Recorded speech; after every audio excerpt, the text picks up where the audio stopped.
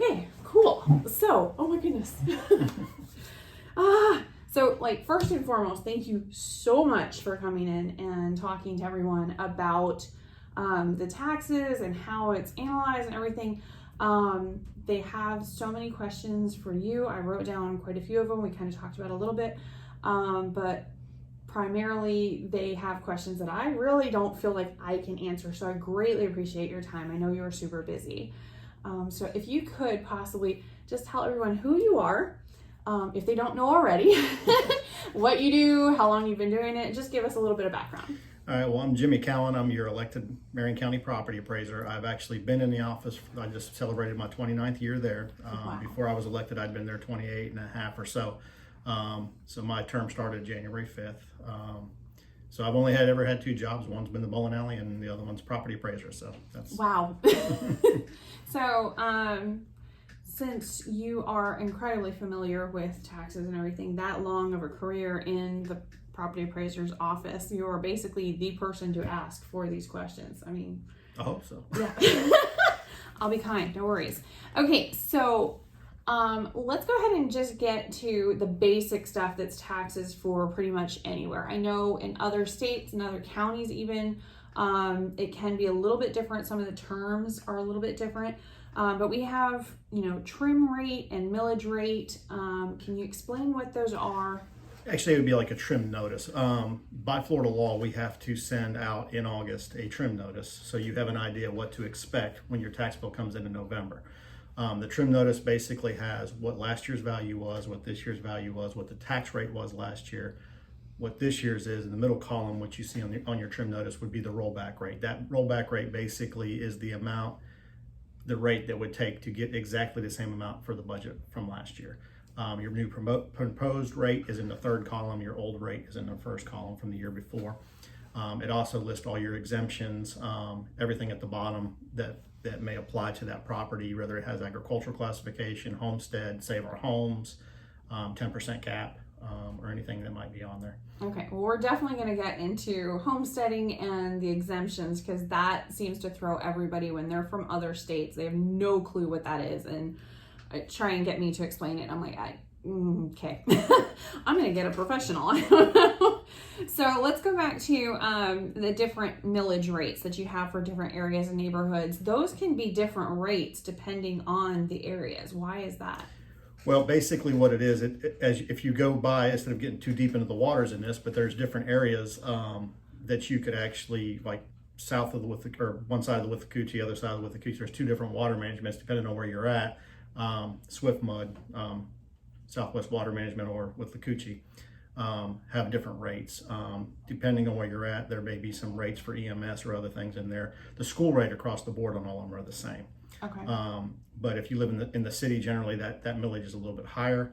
This is the first year actually that the city has actually put the non-ad valorem assessment for fire. Well, that was a big deal. On the tax bill. We used to be able to tell anybody that if they had no non-ad valorems, they lived in the city. That's no longer true. Right. Because the city now has done it. There's a large lawsuit right now. Oh, yeah. And I'm not an attorney, so I'm not going to get involved in the ins and outs of that. Yeah, okay, I'll the non-ad valorem assessments, though, they come from the MSTU department, and you may have different ones depending on where you live. For instance, I have a house in Marion Oaks, and we have a $50 fee and a $30 fee that's on there for street lighting, things of different nature that you may use. They also have like the splash pad for the kids, and they have, all of that has to be maintained, and it's essentially for that area, that subdivision. Correct. So, they don't have HOA fees that would take care of that, so they have to put on the, what is the MSTU? What does that stand for? Municipal Taxing Unit. Okay, we're good with that. I have no idea. I've seen it on the I know exactly how to find out what it is and where it is and all of that. It shows up, like the first part of your tax bill when you receive a tax bill is called your ad valorem, which is a Latin term meaning according to value. The second part of your tax bill is them special assessments that, again, they tap into our records to figure out what's on the property, and that's how they assign them, whether it's vacant or improved or whatever the case may be, or by the simple area that they're in. Okay, and now since you've gotten into special assessments, those could be other things besides, that's separate necessarily from the MSTU kind of things. that could be something like the roads got fixed or something Right. like that. If they come through and pave the roads within your subdivision, you have a choice to either pay it up front with no interest, or you can divide it like 10 years and it shows up 10 years on your tax bill. There's some other stuff that's on there that we see once in a while that I'm not a big fan of, called PACE funding, where if somebody couldn't afford, for instance, a air conditioner or a new roof, they can go through this government entity and get a loan, but it does show up on their tax bill on that non-ad valorem assessment under PACE. Well, that sounds like a really good program. So why are you not a huge fan of it? Problem is a lot of people that I've dealt with on the phone are surprised by the amount that shows up on there. And then again, if you think about it, if somebody don't pay their taxes for 3 years, they could lose the property. So here's somebody who couldn't afford, say, the air conditioning unit or the roof, and now it's on their tax bill, and it may give them a problem trying to make the payments for that taxes, which in turn can make them lose the property. So I'm not a big fan of it. So it's a pretty easy road to go from just needing some improvements to be able to reside in the property to not having a property because it went into foreclosure. Correct. And with a tax bill, 3 years, that's a pretty fast way to go into foreclosure. So yeah, I can definitely see why you're not a fan. I think that probably needs a little help. I agree. Just a little bit. Unfortunately, that's not the property appraisers. It goes through the state. It's That all is around true. the state. So That is true. unfortunately, I have no control over it. That fair enough. Okay, we're not going to be too hard on you today. No worries. All right. So since we've already kind of got on that, what about homesteading? Because a lot of people that watch my channel are from other states. They have no idea what homesteading is, where it came about, why we had. It's the whole thing. Well, if you go way back, homestead was a lot lower amount, and it came about during the Depression, where people were having a hard time paying their taxes to be able to keep them. Over the years, the amount has changed as values have changed. There are some things right now in the legislature we're trying to get changed to increase because they haven't been changed in a while, and I'll hit on that in a second. But homestead now is $50,000. It used to be $25,000 when I started working there in '92, but they doubled it to $50,000. Basically, the first $25,000 worth of value, so from $1 to $25,000, is completely exempt. Then from $25,001 up to $50,000 worth of value is now taxable. From $50,000 and $1 up to $75,000, and this is all assessed value, basically is where the second $25,000 comes in. So if you only have a portion of that value, you only get a portion more of that homestead. If you have up to 75, you get the doubling of the homestead. Now the difference between the first 25 and the second 25, when it kicks in, first 25 exempts the entire millage rate. So if it's say $16 or $18 per thousand, the whole thing is exempt. Okay. When you get to the second $25,000, it exempts everything but the school taxes. And the school taxes for this year are just under $7 per thousand. So probably your average across the county is about $16 and change per thousand. So it still saves you roughly around $9 per thousand. To put that into practical terms for someone, let's say that they have a home that has been assessed, this is rare, but if you have a home that's been assessed for $52,000, it's maybe a mobile home on a quarter acre lot or something like that. So what would they, if they just homesteaded, what would that actually look like as a tax bill? So if it was $52,000, of course, from the $1 to $25,000, they'd get the $25,000 break and wouldn't pay taxes on that first criteria value. And then from the $25,000 to the $50,000, they'd pay taxes on that. And then the $2,000, which is where the second homestead would kick in, so they would get a total of $27,000 for homestead. Gotcha. So, and that's just, I mean, that's huge. That's a huge, huge tax break. Now, the other thing that homestead does that a lot of people don't know is it limits the amount of increase that can be put on a homestead property in a year's time. Basically, and I'll use round numbers, if you had a $100,000 market value, your assessed was $100,000 for the first year of homestead, you get a $50,000 exemption, you pay taxes on $50,000. Say the next year rolls around, that $100,000 home is now selling for $120,000. So your market's $120,000, your assessed can only go up no more than $103,000. So now you have a $17,000 difference that's shielded from taxation too. So now that homestead that was saving you $600 or so is even saving you more because of that holdback. And that holdback can be portable to move to another property in Florida. Wow. So if they go to purchase, does that reset when there's a new buyer then? Or, I mean, if it's somebody coming from another state and that house is, maybe it's, they're purchasing the house. How are they going to be assessed? If somebody's moving from out of state and has never had homestead before, then basically if there was a Saver Homes holdback on the property from the previous owner, depending on when they purchase it, they may get the benefit of that previous owner's homestead for the first year of taxation, because let's say they buy it halfway through the year. Right. If the previous owner was living in the property as of January 1, and everything we do, regardless of what you're looking at, is January 1st appraisal date. Right. So let's say that I buy a property from you and you were living in it. I buy it from you in 6 of 2020. Okay. You move out after we close, and then I get it for the remainder of 6 months. Basically, your homestead would stay on that property for that tax roll year, and then we would code it so it automatically reset and come off. Then me, as the new owner, would have to refile as of January 1 for the next year. Now, we do allow people to pre-file in Marion County, which does save us and you. So, I mean, you come out of closing. We've got Very people helpful. that literally come out of closing, come straight to our office and file homestead. So they Do that, okay? Yes. Just saying, do that. get it out of your way. You don't Yes. forget about it. Yeah, but I can't tell you how many people call me up and go, I forgot to homestead. What do I do now? And I'm like, wait. And actually, when that trim notice that you spoke about a little while ago, if you get to that point, the filing date actually by statute is January 1 to March 1 of every year.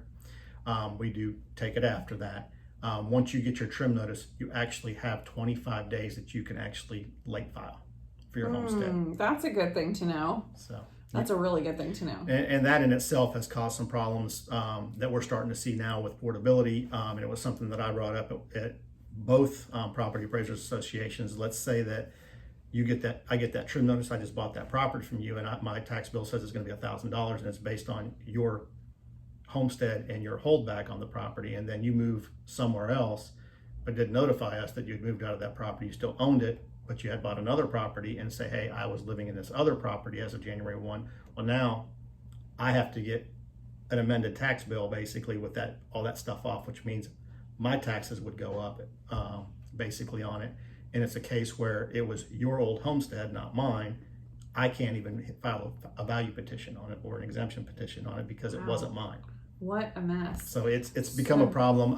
Here in Marion County, we have 6 cases of it this year. Oh.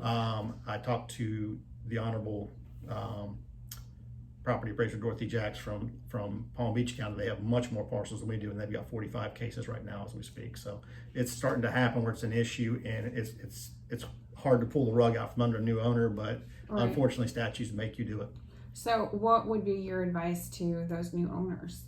Well, they're basically going to end up paying a higher bill the first year, and then they file the following year, and it'll go back down some. Possibly maybe not to what it was before, because the person might have had a home holdback on the property, but it's a big difference. It's best to do your homework when you're buying a piece of property to figure out what the impact will be before you close. Most people don't, but I mean, if you did, it would We try. be helpful. We're more than happy to help somebody to give them an idea of what to expect when.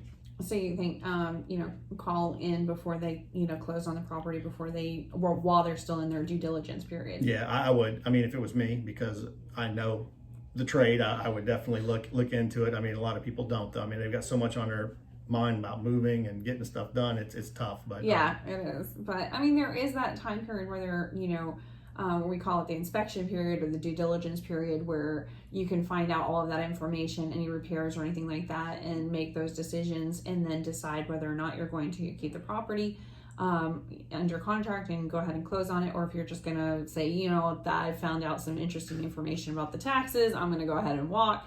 So there is that time period for them to do that. That's literally called due diligence. Right. And Do that. And what you see is a lot of people will look at, my wife and I were looking at houses, and if we look at what's the tax bill now, I know how to go in and figure out what it's going to be. Can we afford it in the long term is what we're looking at. So yeah, you might be able to afford it the first year, but then once that holdback comes off, especially if it's a huge holdback, it could make a big financial difference on somebody where they can't afford it. So well, because it's not just the homestead exemptions. There's a lot of other exemptions out there that might have been applied to the previous owner that won't go to the current buyer. They can't apply for it. What are some of those other exemptions, for example? okay, well, you have There's a lot. you have straight homestead. You've got there's several military exemptions, like a 5,000. There's actually the big one is the total and permanent disabled from the military, which the whole ad valorem portion of is exempt. That's the big one. You have blind, wheelchair, widow and widower's exemption. And And there's several others that people can apply for, like the widows and widowers exemption. Honestly, to me is one of the most embarrassing things out there, and the reason why you can save if you come and file, a little old man or little old lady loses their spouse. Usually it may go down to one income sometimes, and they come in, they file, and this is something that hasn't been visited in many years. It's a $500 off the assessed value of the property. It doesn't mean you're saving $500. It's $5 off the assessed. So if it's $50,000 homestead, it's $50,500, and if you multiply that 500 times your tax rate, it's $8.30. It's not nothing. A lot of money at all. That's like 2 gallons of milk. Yeah, it maybe depends on next week. It might not be. But, the thing is, we have right now, as I belong to 2 associations that help our taxpayers in Marion County. Realistically, it's called FAPA, Florida Association of Property Appraisers, and PAF, Property Appraisers Association of Florida. Don't know why there's 2, but there is, and I belong to both of them. There's some good points to both of them. Both of these associations are pushing, getting the bill passed and getting it pushed to the legislature to get it from $500 to $5,000, which would save you more like $100. We probably, and I've taken phone calls from people saying on top of the world in different areas that they may not be able to do stuff on the computer themselves because they're elderly. They may not drive anymore, may have some other issues, and they become a widow or a widower, and they say for $8.30 it's not worth my time. So we have a bunch of people that have it, but we also have a bunch of people out there that haven't even filed for it. If it was more substantial, they definitely would find a way. I've actually sent some of my field people to their house. Oh, wow. So that we would be able to get them taken care of, even if it's $8. So in reality, this is actually costing the tax office more than it is, when you consider the driving out there and the employee that's helped them. Well, I mean, if we get to a case where someone's blind, they can't drive, whatever the case, bedridden, whatever, and they have to get this, I mean, we're going to do everything in our power to help them. I mean, everything, and in the way I was trained by Billy Smith, and in the way I've always felt, is everything we do, we try to look to benefit the property owner. And if you keep that in mind, and we're not there just to raise values. Values are based on what the previous sales were. We have no control over that. I'm going to put you on the spot. If the realtors go and they list stuff basically, and they get that sell price for it, basically that becomes a recorded sale in the clerk's office, and then we look at all them sales to value the next year's tax roll. So as I said, it's January 1st is your appraisal date. So let's just use the 2021 tax roll. January 1, 2021 was this year's tax roll appraisal date. So we use the sales from January 1 of 2020 to December 31st of 2020 to value the 2021's tax roll. Right. Anything that's sold in 21 will value 2022's tax roll. Right. Same thing with additions, same thing with anything that we do. That January 1st date is your key date. Yeah, it's kind of live and die by January 1st. Yep. That's true. Good way to put it. So you actually said something that is just so key, that Marion County and your office, you guys are very much pro homeowner, and I think that's what so many people don't understand from other states and stuff. They're just completely blown away by that, and I can't explain it to them because I don't think they believe me. It's like, no, we really want home ownership here, and and it's a group effort. I think everybody really wants that for them. We're pretty blessed in Marion County. I going through all the newly elected stuff and all the ethics and everything that I did, and meeting other people that were in my same shoes right now. First of all, my transition as a property appraiser was absolutely wonderful. I cannot say enough about the staff in my office and the people that helped make it happen. Yeah. A lot of times you say, oh, the property appraiser, he's doing a good job. I'm only doing a good job because I have good people below me. And as you surround yourself with smart people, you end up with a good job. The other thing is, for the majority of all the elected officials in Marion County, we get along. Yeah. A lot of other counties, I will vouch they for that. do not. That we get along. I mean, if the mayor calls me from the city of Ocala, I'm going to do whatever I need to take care of his issue. If I call him, he does it for me. Your county commissioners, they do check before they vote on stuff. They call and they research and figure out how it's going to impact people before they even make a vote on it. So I mean, they're good people. I can't name one person I don't get along with them. They're all great people. So. That's good. Well, please don't, if you don't get along, don't name it now. No, we get along with everybody. So. Yeah, I am actually really impressed with that. It's amazing, the partnership. Like the Chamber of Commerce, it's actually called the Chamber and Economic Partnership, because they actually work with the local government, basically, and all of the elected officials and all of that. And it is honestly a partnership. So it's wonderful to hear that, your office is a part of that as well, and you guys are all working together. Oh, yeah. So that's awesome. All right, well, let me go back into this extremely long list of questions that y'all had. I'm not even joking. This is crazy. So, okay, so the exemptions, going back to everybody's, I always explain it kind of almost like a coupon. If you qualify, it's essentially a coupon. Can you stack the coupons, essentially? Can you stack the exemptions? And I'm going to back up. I'm going to answer that, and I'm going to back up to what you originally asked, too, and I really didn't answer. How do you qualify for Homestead? First of all, let's go to there first. Qualifications are important. First of all, to become qualified for Homestead exemption, you have to be a Florida resident, which means you have to have a Florida driver's license, Florida vehicle registration. If you're registered to vote, in this case in Marion County, basically if someone's married, like my wife and I, or your husband and you're only allowed one homestead. You can't have one on a house for you and one for me. So basically, you're allowed one anywhere in the United States, not just here. You're only allowed one homestead, and they do check. They do check from county to county. In Florida, we actually have reports that come back that tell us there's a common thing, and it tells us from the Department of Revenue. So we check all that, but once you become a Florida resident, again, if you have to be in that property before January 1. So for 2021, anybody that filed homestead for this year had to be living in it as of December 31st of 2020. They have to be living in it, not own it, living in it. And that's the difference. You can own 20 houses. If you're not living in it, you can't have homestead on it. Gotcha. Now, the stacking, yes, you can have homestead, you can have widow's exemption, you could have a veteran's exemption. So what you were saying earlier is somebody may have had more exemptions than you. That's basically what you're referring to as the stacking of the homestead. You're going to look at everything in Florida and see, what do I qualify? So naturally, most people that live here and become a permanent resident are able to get that homestead. But like the blind exemption, it's only a $500 exemption. You probably don't want that. You don't want to be blind. No. So I mean, it's not worth it. But they do take documentation choice. for all that different stuff to apply, and then we usually would go from like the veterans exemption, get a little more entailed because you have to have certain documents. And then there's I know my mother-in-law, for example, she has one that's like over 65. She's got, is it 65? I think it is. Yeah, there's actually a couple of them laws, and they're confusing in the sense where it passed several years ago, and I mean a number of years ago, where if somebody was under a certain income bracket and 65 or older, they could apply for an additional homestead. So instead of 50,000, now it'd be 75. Right. The only two municipalities that voted on that, to use it or to have it, was Bellevue and McIntosh. Really? Now, yes, and so it's only two in Marion County right now. Now, if, for instance, if that applied to you or somebody else and you were in that jurisdiction and all of a sudden they changed the rule, then you'd be notified that you may have this. Unfortunately, we don't know people's income levels. We don't know stuff, so we don't know what the impact would even be if it went to another jurisdiction.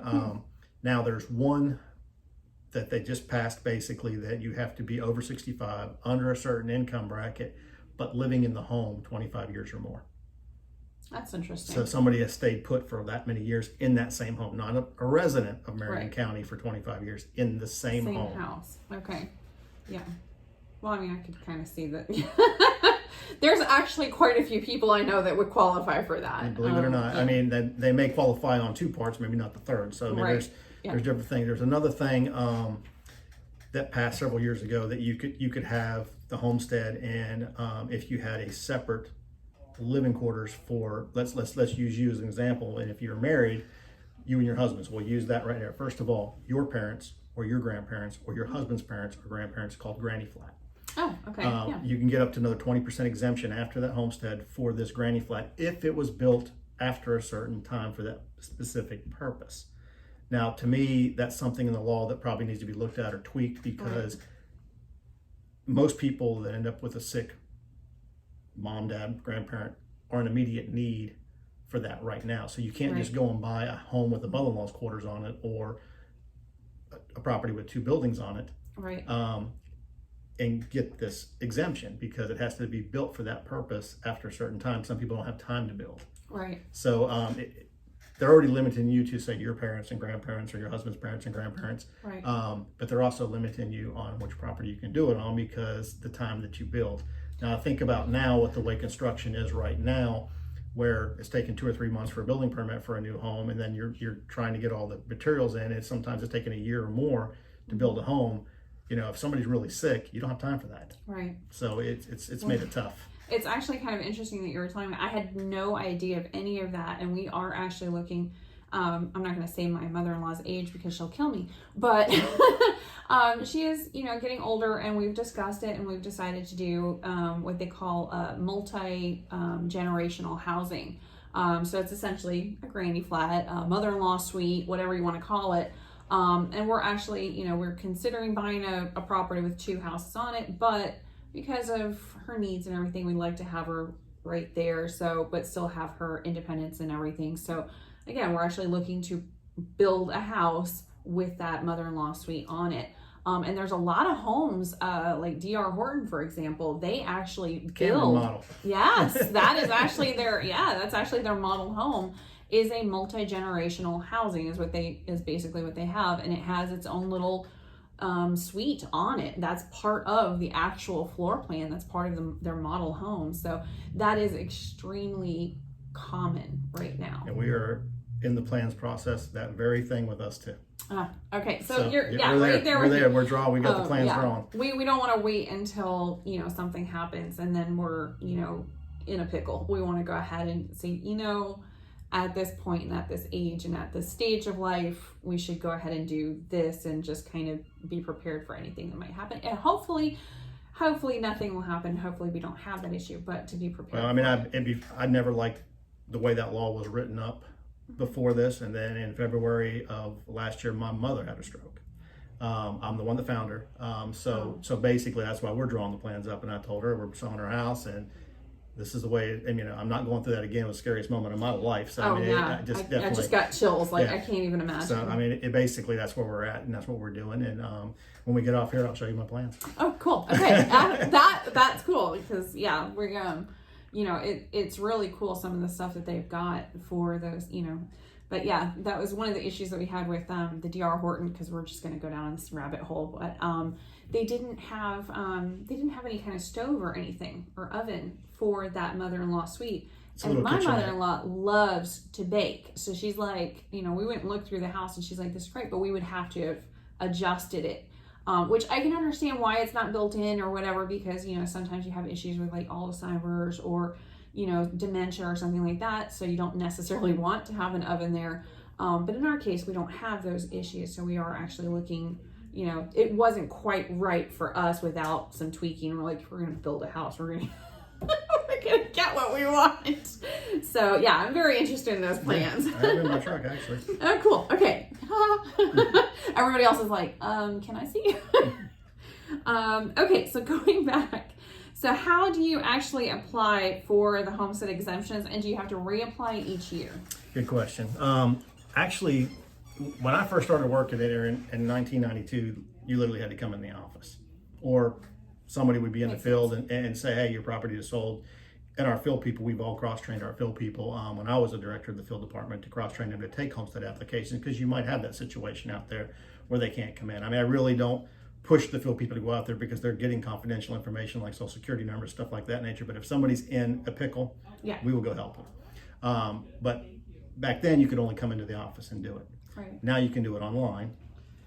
Very helpful. So you can get online and do it. I wasn't sure about. I know I should know, right? But I wasn't sure about that, because I've always just go into the office, but because you have to show the driver's license. I always just check with. Yeah. I'm sorry, I just told them, call them. We have ways to check all that. Okay. Now, when I say we have our website, so you can do a lot of stuff on our website. You can file your homestead, if you have a business, your tangible returns. There's a lot of stuff on there, cutouts and combines. There's a lot of stuff you can do on there. So if you owned lots 1 and 2 and decided to sell me lot 2 because your house was on 1, you could you could get online and do a cutout request on it. We can do it. Wow. And so this way you could sell it to me, whatever the case may be. So that's all on there. We when I took over January 5th, one of the things that I wanted was an app. For professionals like yourself, real estate professionals that go out in the field and you don't have time to pull out a laptop or whatever, but you always have your phone. Your phone is always on you. So basically you can go onto that phone and and I have it on mine right here. You can basically go onto that app and hit it and it'll bring it right up. So this is already in use. It's in use. That looks just like the website. That's awesome. And it basically anything you can do on our website, you can do on this app. That From your is amazing. smartphone, whether it's Wait a minute. I mean, Apple or whether it's an Android. I'm okay tech savvy. I know it looks like I'm tech savvy. I'm not that tech savvy, but normally, I mean, from what I understand, it's to do an app is a lot of money and a lot of time. It normally takes a couple of years to get it, but you've only been in office for what, a year? Since January 5th, not 10 months. How long did it? How did we you actually, do that? True story. We actually hired a young kid that's about 22 years old. He'd never done an app before. It cost us a total of $125 to do this app, besides paying our employees to be there. Are you serious? $125. Apple was $100. Android was $25. Oh my God. For the licensing. That's what it cost us, besides paying their salaries when they worked there, and that was their job. And the funny thing is I'm a jokester. I like to kid around with people, and I went straight to my IT director like the next day after I asked for this and had a meeting with them and said, "Where's my app?" Yeah. Believe it or not, within a week and a half, they had an app. It wasn't where we wanted it, but they had a workable app. And so we were able to test it in the office. And then once we got a little bit further where we actually liked it and got the colors and everything else that I wanted, there's a dark mode, there's a light mode, depending on what you like. Basically, we put it out to several realtors, professionals that are friends of mine or whatever, that say, "Will you please test this and tell me what you think of it?" And so we got some feedback from them. I'm sure. and we did. And there were some, can you do this? Can you do that? One of the things that happened on our website that you probably noticed as a real estate professional was we had the old Map It, and now we have Beta Map, the Beta Map. Well, the old Map It is very, very old technology. We couldn't load our aerials on it. It wasn't big enough, didn't have enough memory. The vendor was no longer supporting the software and stuff like that. When that happens. So we kept it alive with Band-Aids and everything else, because I just didn't want to pull it down for the people that were used to it yet. And then one weekend it crashed, and I told them, "Don't waste your time reviving it. We already got the other one up." And so the problem with the other one, the layers and stuff that you guys use quite a bit were hard to find. Even people within our office had a problem finding them. So I had it moved. I said, "I want this moved to the vendor. I want it so they can see it." And it's been moved. And honestly, we've got nothing but praise on this app.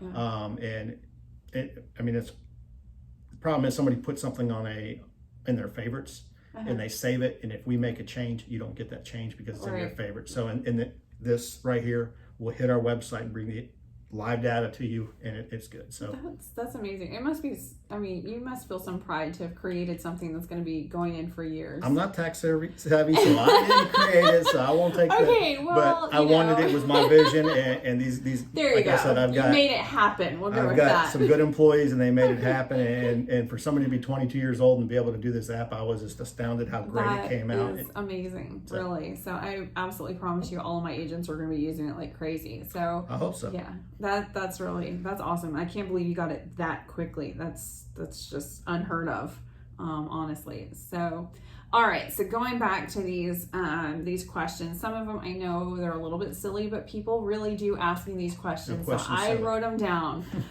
So is there a maximum amount of years to qualify for exemptions and then they're cut off? No. And you had asked, and I was supposed to go back to it, and we got sidetracked again. But Homestead number one is an automatic renewal process. Okay. That granny flat that we spoke at, that's every year. You have to refile for that every year because somebody could have passed away, whatever the case may be. So you have to refile every year. Right. The Homestead, though, you'll get a renewal card in the mail. It's a little white postcard that'll say Jimmy Cowan, property appraiser. And if nothing's changed, you're still living there, you're not renting it, whatever the case may be, it's just like when you did when you filed and qualified, it's a receipt. It acts as a receipt. If something changes, then you either mark it, whatever it changes, and send it back in, or come see us, or get online and make your changes. Gotcha. So there's no limitation. I mean, people's had it, and if they've had a house for 60 years, they've had a homestead for 60 years, thing is, once it's in our computer, it wants, like when they doubled the homestead, people had a 25,000, it automatically jumped to the 25 more, or the 50,000 when it was there. Just like the widow's exemption, if it gets passed, which we hope it does, it'll automatically populate within every parcel that it's on. That is awesome. That's actually, I'm sure a lot of people are very happy that they don't have to keep track of that and make sure they have it each year. So, okay, so how about how the homes are actually evaluated for appraised value, especially these new construction? I mean, we've got so much new construction. So many people are asking, like, well, what's the taxes going to be? I don't know. The problem with the new construction property, if you're talking like your D.R. Horton, Right. Or some of these other builders, if there's a model out there and we know where it's at, A little easier. we could give you an idea, a rough idea, an estimate. If you just tell me, hey Jimmy, I'm building a 2,300 square foot home on a quarter acre, what's the value? There's no way. There's too many variables. What is the construction? Is it very high quality, low quality, average? How many bathrooms does it have in it? I mean, there's a lot to it. There's just a lot more. It's not just we go out there and say that's $100,000 home. There's a lot that goes into it, measuring it and all kinds of stuff. I mean, you can build a big rectangle that's 2,000 square feet, or you can build one with a bunch of jogs on. It's going to cost you more. So you've got three approaches to value. You've got cost approach, which is done when something's very new. You've got the sales comparison approach, which is the most widely used, and you have the income approach. An income approach is not generally used on a house. Right. It's not typical. It could be, but it's just not typical. It's usually done on what office you're in right here or something like that, with the rental rates and stuff of it. It's not the income to the business, but the income to the rent. Income producing property, right. More commercial so, side. When you say, let's just use a hypothetical, let's say a home is $100,000, and let's say it's Camelot and that subdivision, everything's selling for $100,000. If that was the case, it'd be pretty easy. Right. We're going to pull out about 15% for the cost of sale. Okay. So we're going to be about $85,000. Now, that don't quote and say, hey, look, I'm not at 15%, because everything sells up or down, and we find a median of what's happening in that area, and then we apply that to what we call our CAMA system, to the base rates. A CAMA system is a computer-assisted mass appraisal system. So you're plugging them numbers into that computer, and it's computing the value. Because we have that. I mean, it has rates for garages, for screen porches, for open porches, for pools, for everything. Okay. I kind of feel better at this point, because so many people have asked me, and I'm like, I feel like I should know this, but there's no way that I can tell you what your tax appraised rate is, value to this home is going to be. I can give you the taxes on the houses that are similar age and whatever, but again, it's still not going to be exactly accurate, because again, exemptions. What exemptions do they have? How long have they owned it? When did they build it? Did they sell it a couple times between that time? There's just so many things. And so it's very hard for me to guesstimate. I just tell them it's more of an art than a science, and to contact the property appraiser. And there's some truth to what you're saying there, because, and the other thing is looking at the sales. If you're my sister and you decide to sell me a piece of property, let's hope you like me and you're going to give me a better deal than you would somebody off the street. Yeah. So basically, if it's sell from family member to family member, foreclosure, short sale, some form of duress in it, or in a case where you sell me a property, say on the water, and there's a boat and a jet ski involved in it, and you don't line item how much they're worth, and we can't figure out how much that personal property is to pull that value out, we have to unqualify it, because we don't know the value of that. I mean, boats can be expensive. That's interesting. So it could go either way on that, but we have to look at what they call qualified sales. The people that oversee what we do is Department of Revenue. So they look at, and they do our tax roll every year. Every couple of years, they do an in-depth audit to our property of different stratas, what they call different types of property. So you have low price, residential, medium, high, commercial, vacant land, whatever the case may be. So they study all of that, and it has to match. It has to be approved. So when we're looking at stuff, again, we look at the sales, and that dictates what the value is going to end up being the next year. So out of curiosity, if there is someone that purchases a home and they have all the furnishings in the house and a golf cart and some other things that are included in that on an addendum, and so you see like the sales price that it's sold for, is it something that they can turn into you and say, well, all this stuff came with it, or is that something you leave off? Honestly, they're not supposed to doc stamp or record that personal property as part of the sale. Right. It's supposed to be only the real estate. Exactly. So if somebody was doing that, they could be inflating the market. And if we didn't know, it could cause a problem. It Right. could cause a problem because now we're overvaluing stuff. Right. And you're not supposed to, by law, dock stamp the sale of that personal property, because in businesses we assess personal property, like your table here, your computer equipment, Right. things of that nature, your chairs. In your home we don't. So Right. and there's even cases where That's in interesting. personal property you have a shed in your backyard, it's on blocks, doesn't have water, doesn't have electricity to it. Right. You can move it with you. Correct. It's personal property, it's not real estate. You have a gazebo sitting out there on blocks, you move it with you. Right. You're going to keep it. It's not there when we go back. Right. We don't assess it because it's personal property. Gotcha. That's interesting. That just that just totally spun me on my head, but that's okay. It makes me look at things a little bit differently Above as I'm ground pool, doing these. personal property. I'm going to count that because, I cannot tell you how many times we changed our MLS a year or two back. And when we go into the MLS, it's one of the search parameters, pool home. And you're like, great, somebody's looking for a pool home. You go and click through and it's like half of them are above ground pools or kiddie pools and stuff. And you're like, let me explain. There's not a pool home because that can easily break. It's not the same thing. It's not. At all. And I mean, we're required to review, which is one of your questions, is coming up every 5th year. Basically, the state requires us to do a physical review every 5th year. In a case of a above ground pool, they may last 2 years. Right. We don't get there for 5, so we're assessing something for 3 years that's not even there. It's a here today, gone tomorrow type of item. So if it can be picked up and moved without water, anything that makes it permanently affixed, water, electricity, or on concrete, we're not assessing it. Gotcha. Oh, that's a good thing to know. So when these appraisers go out and they're appraising or assessing the value of the homes and things, of course there's changes and stuff. Do they actually come inside the home?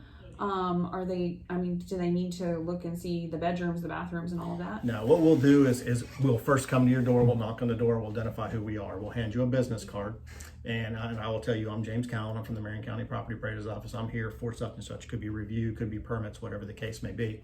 Then we'll start to ask questions. There are questions that we ask that are just basically informational stuff that doesn't make a value change. There are stuff that we do have that does make a value change. Some are binary. What they means, binary means yes or no. If you have it, it's this much. If you don't, like a dishwasher, if you have it, it's say $300. If you don't have it, it's $0, basically. Gotcha. So that's a binary item. So we'll ask them questions: how many bedrooms, how many bathrooms, what's the majority of the floor covering, what's the majority of the walls, what's all this different stuff that we ask. Your floor covering and your walls don't make a value difference, although construction cost it does. Mm-hmm. But what is the contributory on that item on a resale anyway? I mean, you may like drywall where somebody else likes plywood paneling, Right. or vice versa. Hopefully it's vice Tile versa. versus carpet Correct. or whatever. That's And I don't personal know if preference. anybody out there can go out there and look at carpet and look and say that's so much per square yard, because a lot of it has to do with your padding and you don't see the padding. So, there's a lot of stuff that you're listing so that when somebody's looking at it, and keep in mind it's the majority, because you may have more than one floor covering in a house. True. We're going with the majority. Right. Okay. So when they go out and they're, considering these upgrades, if there's a whole slew of upgrades to the house, and it's maybe not on the permits to the property, maybe you're looking and it's got a brand new roof on it and you're like, there's no permits on that roof. There's no permits for the extra bathroom that all of a sudden magically appeared. Is there communication between departments? Do you actually talk to code enforcement or permitting department or building department or whatever about some of those issues? You used 2 good examples there, like the roof. The roof, we take It pictures. happens a lot. We take images of property. Let's say that hypothetically the roof was black, now it's gray, or it was 3-tab shingles, now they're dimensional. We can tell there's a roof there. Right. If we're looking at the pictures from inside the office. Starting with the roof, first of all, it's really, if you're wanting to sell your home and you do it without a permit, it's probably not to your advantage, because first of all, if the people that are going to shore that property is looking at it and say, okay, this is a 2,000-year built home, so now it's 21 years old and it does not show a permit for the roof, you're gonna have to get me a wind mitigation, which is gonna cost you more money. Right. And then it may not pass. So then it may cost the person that's saying, I'm listing my property for $300, and they're saying, well, it's gonna be $30,000 roof. They're gonna sell it for $270 because they're gonna have to make concessions for that roof. Right. the thing is we have nothing to do with the permitting other than we get the permit secondhand from the different permitting agencies Right. like City of Ocala, Bellevue, Denellen, Marion County. So we'll go and we'll look and we try to put them on there so that it shows that when it was done. So if there's a case of some weekend warriors putting a roof on, that's really between them and code enforcement, not us.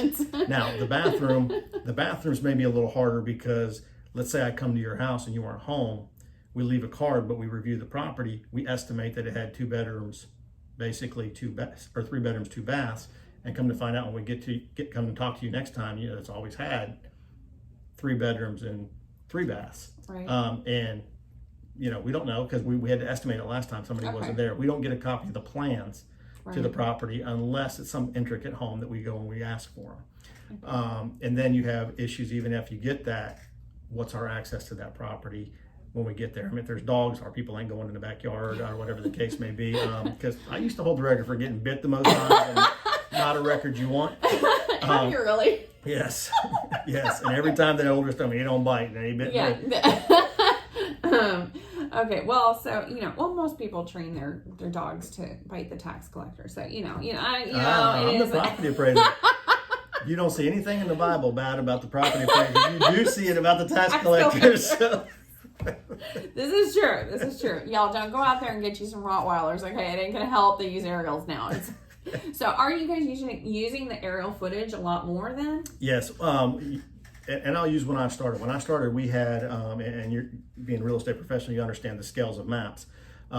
We had 660 scale. Yeah. We had 660 scale, which was, a very hard, small thing, and you could barely see stuff. It was blueprint aerial type stuff when I started. You could do blueprint or black and white. Right. It was hard to tell a lot of times. Then we went to color and we thought, man, it was awesome. And it was, still fuzzy, but it was still awesome. Yeah. Now it is just like looking at an image on your iPhone or something like that. In some cases, there's 2 types of imagery that we have within our office. One is called an ortho. An ortho is a rooftop view from where the plane flies over. Basically, they're taking a shot straight down at the rooftop. We also have some areas, which is a little more expensive, that we do purchase. That's through what they call pictometry or Connect Explorer that we have that is called orthos. Not orthos, obliques. And obliques are more like your Google Earth where you're looking at a 45 at it. And we do have the technology where we can actually move around the outside, almost like a drone footage of going around the outside by moving it. And it can be measured off of. Now, oh my God. That 5-year crazy. That 5-year review cycle that we spoke about years ago when I started was 3 years, which with the amount of parcels we had, we never had enough help to be able to get to a 3-year review cycle. When I took over the field department in 2006, 65% of our 265,000 parcels were not in a review cycle. Now there's about 8%, but you keep adding another year every year. And we're there with less people than we had in 2006. We had 75 people. We have less than 50.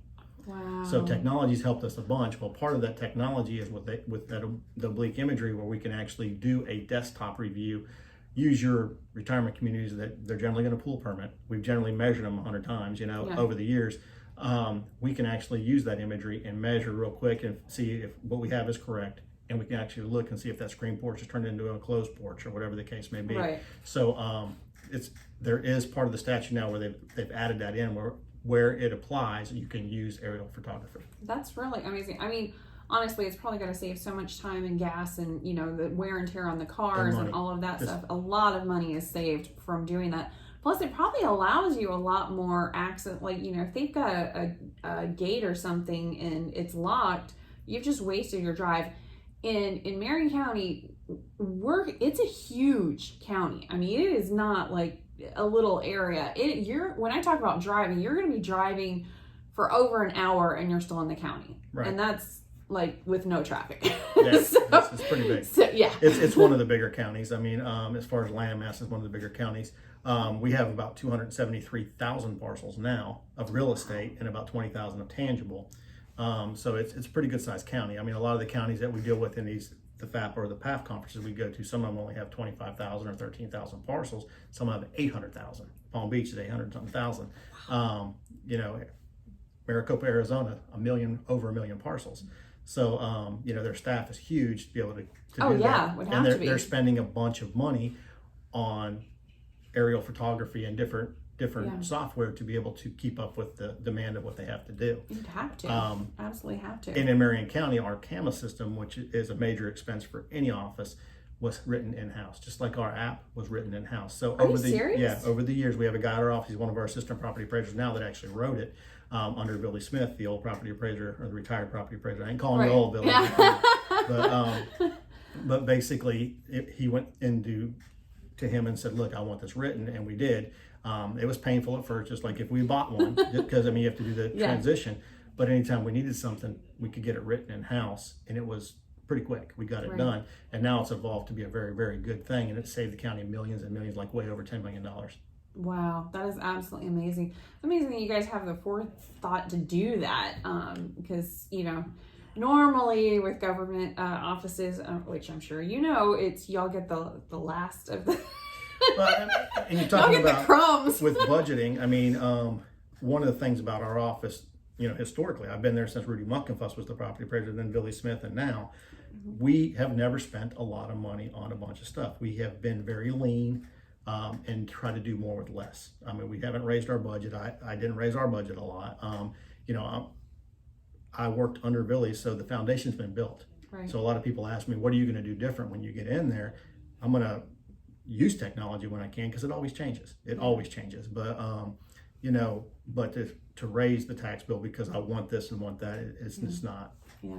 It's definitely, coming in after Billy Smith, I mean, he definitely had a lot of respect from people. He's a legend. Really. And his daddy, most people don't know it, his daddy was the property appraiser of Alachua County. Really? Yep. I did not know that. Wow. Okay. His cousin's Sonny's Barbecue. Really? Yeah. Okay, so that's basically like, that's born and bred here, essentially. Yep. You can't get any more. No, he's from here. Yeah. Okay. All right, so we kind of went and did that. Okay, FEMA. We did a little bit talk about the FEMA, but so FEMA on the Marion County property appraiser, you can do those aerial footage and stuff like that, but you can also do flood maps as far as one of the layers, and it has the FEMA flood maps, but I can't always agree with what FEMA has on there for floodplains and flood maps and stuff. Are they like the end all be all? Because sometimes I'll sell a house that is way up on top of a hill and they're like, that's in a flood, and I'm going, what? It's gonna be the last house in this entire neighborhood to flood. It's based on a 100-year flood zone is what it's based on. We are not we get the information from the zoning department. The zoning gets it from FEMA, or zoning has some information. So zoning would be more of a guru on that than us. I would caution anybody not to just look at our maps, because we get it secondhand from them. And if there was an update, we may not have it yet. That's interesting to know. It's getting to the point with our website and stuff. It's almost like a nightly update, where it used to be once a week. So we're doing a lot of stuff nightly. So if we cut out them parcels we talked about, next day it may be cut out on the map. Wow. Already. If it gets done, depending on the workload, if we get it done, it's gonna be on the next day's workload, and you'll see it on the map. That's crazy fast. We're trying to streamline. But again, just like the school zones, the FEMA flood maps, things of that nature, we get from another entity. So we're grabbing information they're sending us and putting it with our system, so it's a convenience for you. But it may not be the most up to date. They may not have made a change in their office yet that we've got, because they send us stuff so often. They may be working on a change and it hasn't been put out in that version yet. So the best thing is to contact them. That's the question. Now, to go further on yours, FEMA may be the guru saying that this is in a flood zone, but then you may have to pay extra money to get an elevation survey done that shows that you're not. Right. And it may sound like, oh gosh, I got to pay more money, but it may save you money down the road for years, because you're not paying flood insurance. I don't know if you guys can hear this or not, but we're in my office and all of a sudden I'm hearing a dog barking. So It's not me. I'm like, what on earth is that? Because we're at the end building too, so it's probably somebody like outside. I think it's outside. I'm like, what? It's not me barking. So sorry about that, but I was just kind of like, what? Anyway, okay, so elevation certificate, have them do the survey, and that will save, a lot of money. Yes. So it's not the end all be all, just in case it is on the FEMA map. Best thing to say is if you feel like you're not then check some other avenues. And it's Right. not the property appraiser's office, but But if you call us, we're going to put you in the right direction. and that is definitely the case when I've called. So very, very, very helpful over there. And they answer like right away too, which is like pretty miraculous. So I love that. All right. So we kind of already went in through MSTU. So, all right. Since our property taxes are so low, because honestly, if you guys are coming from like New Jersey, New York, or something like that, heaven help you, they are extremely low here. And we also don't have any state income tax. So where are we getting all the money for the infrastructure, the roads, and all of the schools, and all of the stuff that we have? I mean, where's the money coming from? Well, currently right now, and I'll speak current because this is what's actually happening now. Number one, your school taxes. I know some cases like in Pennsylvania, you get a real estate tax and you get a school tax. You get two different taxes. You get one tax bill here a year. It's in November. Right. When you receive that tax bill, number one, just so I don't forget to mention this, if you're paying out of pocket, if you pay it within the first 30 days of receiving it, you get a 4% discount. If you pay the next 30 days after that, you get a 3%. The next 30 days, 2%, 1%, full face value. So that being said, in our tax rate or our millage, however you want to term it, Right. basically you pay school taxes through that. One of the things when they doubled that Homestead, and the reason why it saves you more on the first 25 than the second 25, or 10% cap if you have a property that's non-Homestead, but it can't go up any more than 10% a year. You're not shielded on the school taxes on that second 25,000 or on the 10% cap holdback, because when they passed the law, they were worried about hurting the school systems. Right. Funding. That's a genuine fear. We don't want to take So, anything away so from the schools. basically, it is through your tax, your millage rate. Now, as far as infrastructure, when you said stuff like that, if you remember, for the last couple of years, we've had the penny sales tax. Yes.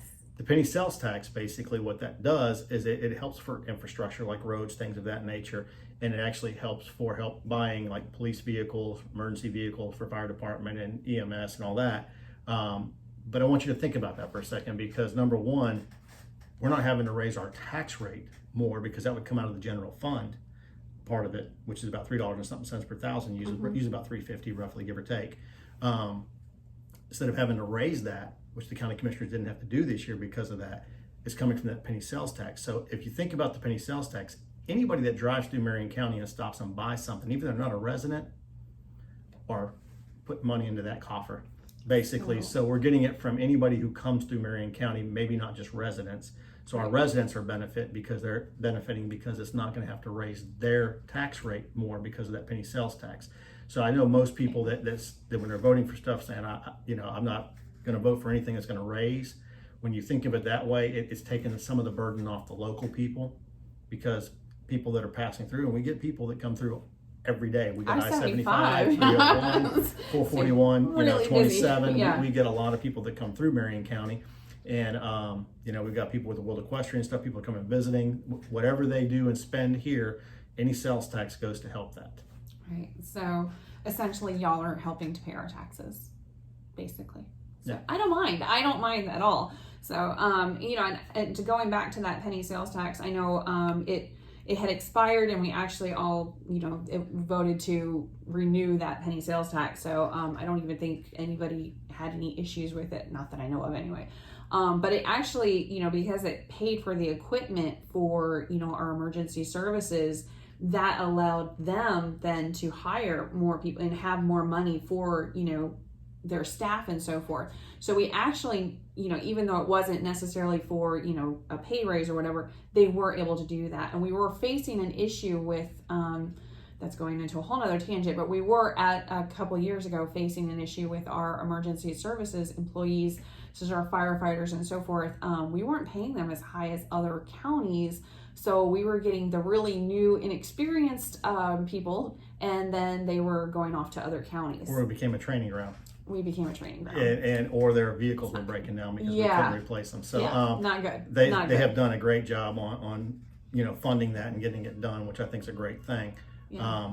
So I don't really feel that's really an issue anymore, which is really fantastic. So yeah, kudos for that. I don't know who thought that up, but it was a great idea. So, okay. Can you explain unpaid or ongoing tax assessments that may come up during a real estate transaction? I think we kind of already did. Well, part of it. The payment of tax. First of all, the property appraiser does the assessment. Right. The tax collector does the taxes part of it. So you would have to jump into Mr. Albright's office to figure out about the tax assessments and stuff of that nature that are not paid. So it's something that's multiplied by our tax bill or our assessment to get a tax bill. Right. But we don't. The only thing we collect money for is if somebody comes in and wants a new map of something, they can buy a map from us. So other than that, we don't collect any money at all in our office. So that's awesome. So see, I got the right guy. And yeah, and something that needs to be said so people understand that are coming from out of town. The way it works here, you've got 5 constitutional officers. You've got the property appraiser, the sheriff. You've got tax collector, supervisor of elections, and clerk of the court. Right.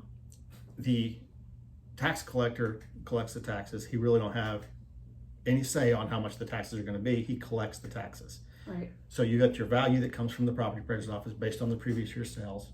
Okay. Then you have your county commissioners basically that figure out from all the budgeting agencies, the school board and everybody else, what the tax rate's going to be. Okay. You multiply them together, you get an ad valorem portion of it, and then you get the non-ad valorem to get put on there.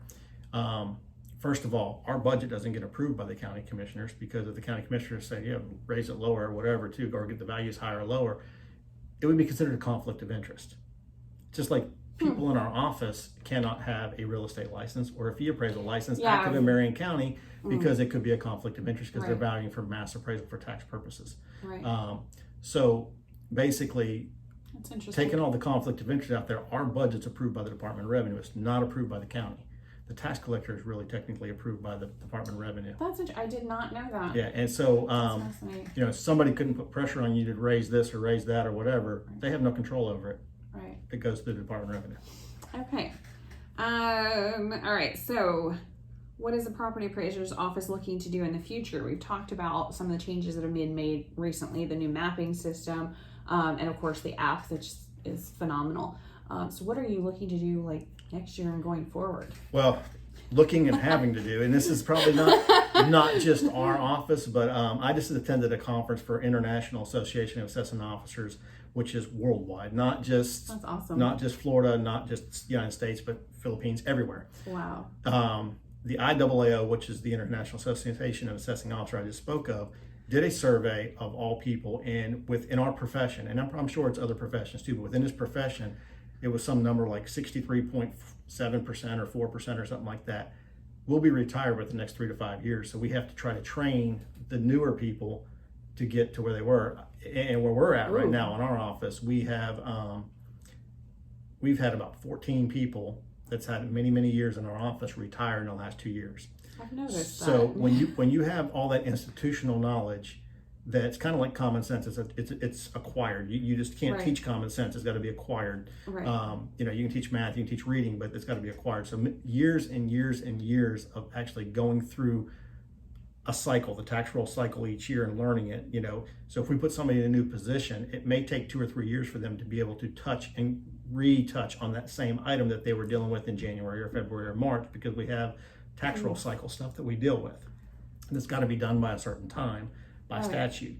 So right now what we're doing is trying to hire in some more professionals and stuff, and we've actually hired, since I've been there, we've hired probably about 7-8 people, and one of them being the guy that wrote this app, and we've got some pretty good professional people that are coming in and working with us. We've got to be competitive and able to keep these people.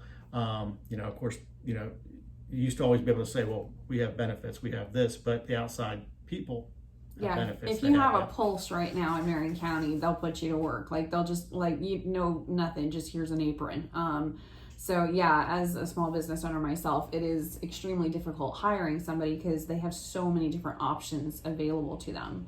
And if you can make $16, $17 working at Burger King, it's a little difficult to compete with that. And when it is difficult for training, it is. Our profession is not something that somebody probably wakes up and says, I'm going to be a mass appraiser and work for the property appraiser's office. You find it through somebody. Yeah. I was a night manager, like I said, years ago at a bowling alley, and a guy that came to work there part-time, who has retired from our office, actually told me about the position. I became a appraiser, a field appraiser, and that's where I started out at, and then I got moved up to be a review appraiser, and then director, and then now I'm the elected yeah. official. But I credit what I know to all them people along the way, them professionals that taught me. Right. You know, I am who I am because of Billy Smith. I am who I am because of Rudy Muckenfuss. I am who I am because the other professionals in my office, some that are still there, that have taught me stuff. And I also learned that when I was training people, and I did a lot of the training, even if that person didn't work out, or if they did work out, if I paid attention to every one of them, I learned something from everybody. So, Absolutely. I mean, it's basically, so our thing is basically, and I'm a youth coach, so we'll say we need to develop depth again back in our office. So, you know, if you're my starting quarterback, I need somebody behind you that I know if something happens to you, they can come in and take care of business. Right. You know, and then, you know, we've got a couple that we've hired that, you know, do we put them at quarterback? Do we put them at running back? Do we put them at wide receiver? It's a good problem to have. Right, it is. That is a really good problem to have. We have a few of them, so. So probably more working on the employment and the future of the employees there. And we're going to, you know, lean on low cost. You know, one of the things we may want to do here in the near future is go to, say, iPads in the field, so that we're going paperless to save money on the paper, but in the same sense, save money of people being out 5 days a week instead of being out 4 days a week, staying in 1 day punching. So, you know, once they do it, they're done at once. Now, if it's a difficult property, they may have to come in and do that. But, you know, you're not going to do a 13 or 14,000 square foot home and do it on a laptop or an iPad very easily, especially if it's got angles all over it. No, probably not. So, okay. So where can people actually locate, if they want to come down and talk to somebody, you know, a human being in real life, where do they actually find your building? Now, you want us to be human beings. Yes, I know. Again, you're not the tax collector, so, okay. Yeah. 501 Southeast 25th Avenue. It's in the McPherson Government Complex. All right. So, and actually, if you're doing the homestead and stuff like that, there is the tax collector's office right beside us in the same building, so you can get your driver's license and all that taken care of. And when you do that, they'll ask you if you want to register to vote. You can do all that right there and then come to our office and take care of it. Okay. Now I have to ask one last question. I have my boys down in Miami are coming up to purchase a home in Marion County, and they wanted to make sure for me to ask you if they can just pay minimum taxes, please. I said I'd ask.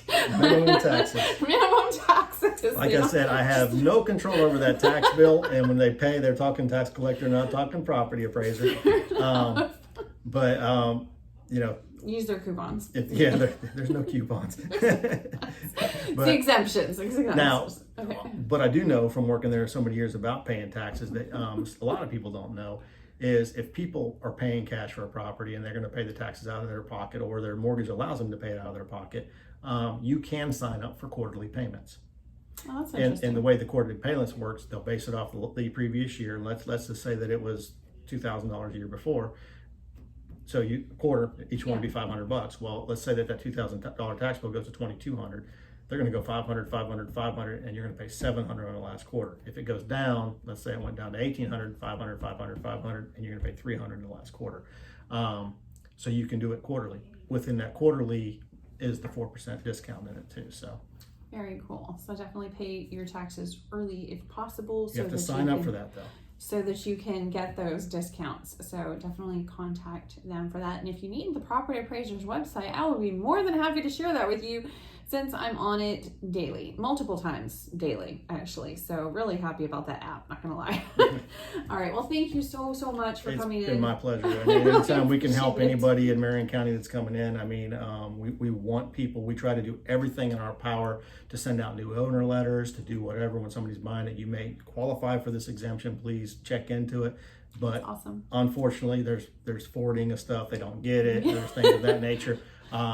So I mean, stay in contact with them, it will help. We do everything we possibly can, but a lot of ways our hands are tied because we can't just walk it to people. We don't have the money, we don't have the resources to do that. But you know, I thank you because I think you're doing a great thing. And I think more real estate professionals that look into telling their people the real deal when they're selling something, or you know, if you're representing me as selling my home, you represent me. If I'm buying one, you represent me on the buying side. Right. This way, whichever side of the fence you're on, you know basically what to tell that person and how to do it. I've had over the years a lot of people that didn't know about Saver Homes. They didn't know about certain things. You know that, which is good. That's a plus. You know, it's going to only help your customers. when you do it. So, I mean, I definitely applaud that to anybody that wants to do it. So. Well, that's actually kind of how our channel got started, is there's so much stuff available and so many people more knowledgeable than I am by far. And it's so great when they come in and spend the time to tell me and explain, so that, we can do it on YouTube and everybody else can find out about this stuff. So I learn something every single time I do a YouTube video, which is great. And I'll give you another example of something too for people that are coming in, because a lot of people come in and decide they'll buy the house and they want to change something. Let's say that it's hot in Florida. They want to change that screen porch to an enclosed porch and put a slimline unit in it. Sure. Well, they go to a contractor, because this happened to my mom, and I called the guy out on it. Basically, she went down and was wanting to put a glass room on the back of her home, and he's telling her it won't raise your assessment. And I'm looking at the guy like, are you crazy? And there's a whole bunch of people. It's essentially adding living square footage. So. Well, it may be, depends on how they do it. But basically, he's telling all these people that are standing around him, it won't raise your assessment. So I kind of walked up to him and said, where do you get your information from? He goes, I know. I said, okay, but here's the deal. You're selling these people something. Yeah. Okay, you're trying to get them to buy into what you're selling because you want to make money, you want to make a profit. Right. But you're telling them wrong. It will raise your assessment. And he says, you don't know what you're talking about. And then I pulled the business card out of my pocket and gave it to him and said, my mom is right here and you're talking to her and you're lying to her. And I'm telling you, at the time was the director of the field department, it will raise the assessment and this is my title here. And everybody walked away. And I get people that call and say that the contractor told them it wouldn't raise their assessment on them porches. And it's my pet peeve, because here you got somebody that thinks that they can afford to do something, right, and it raises their assessment. Right. So, basically do your due diligence, call the property appraiser. We got nothing to sell you. We do not. We're more than happy to help you. I think that's the main thing, is people are so scared to call the property appraiser's office and just ask questions, because they think they're gonna, like, oh no, now all of a sudden I'm gonna have, $1 million more in taxes or something. And it's not. I mean, they're not gonna call you like, okay, where exactly do you live, before I answer your question. They don't do that. They just answer the questions, and if they need more information, they'll ask just to give you a proper answer. But I mean, you guys are incredibly helpful down there. Something else that we can, that's good for you to know, and the people that you deal with, is say you buy a home that didn't have Homestead on it the year before, knowing that you're going to file the next year and it's going to bring your taxes down. At that point in time, because them escrows are figured in their payment, basically, come to our office. We'll give you an estimate that you can send to your mortgage company and say, look, we filed for Homestead. Our taxes are expected to go down this much. This is an estimate. And it may change what you're paying per month. So, that right there is worth you guys watching this whole video. That right there. I'm not joking. So we have a mortgage estimate letter that we're more than happy to give. Now, if it's awesome. Not a built home, we can't do it. Like I said in the beginning, we can't do it. But I mean, if it's an existing home and we know you're going to be a Florida resident, you're filing for Homestead, there's a point in time where you want to get that mortgage letter and send it, because now it's going to be on our letterhead, showing them that this is what we if the tax rates, we don't know what the tax rate's going to be the next year. So it's a rough estimate, but it's still a pretty close. It's closer than going by non-Homestead. Yeah, that is huge. Thank you so much. Not a problem. It's been a pleasure. Okay, awesome. Thanks for watching, everyone. Bye.